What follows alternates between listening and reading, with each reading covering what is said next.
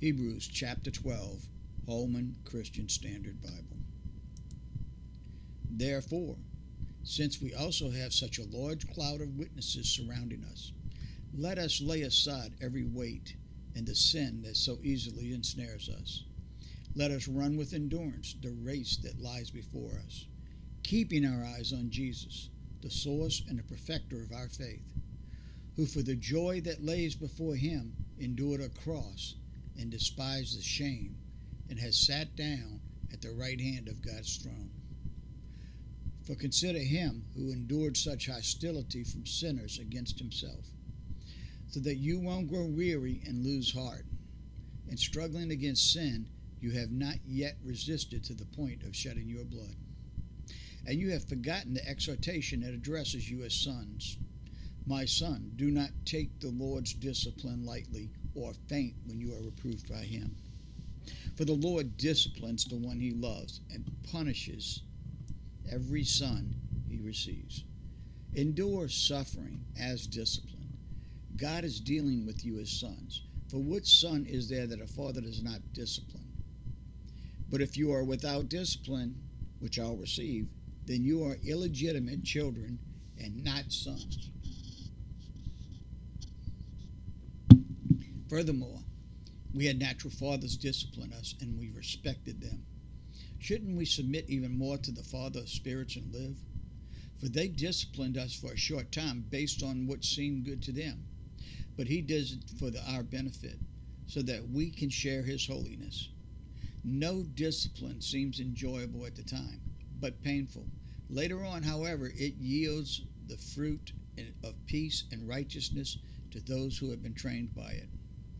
Therefore, strengthen your hands and weaken knees, and make straight paths for your feet, so that what is lame may not be dislocated, but healed instead.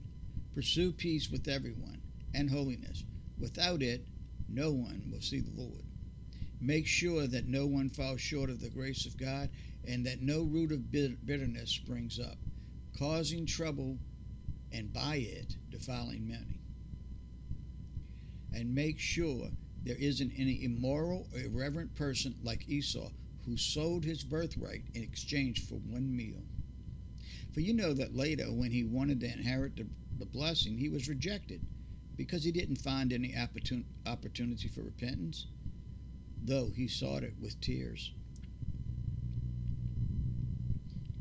For you have not come to what could be touched, to a blazing fire, to darkness, gloom, and storm, to the blast of a trumpet or the sound of words.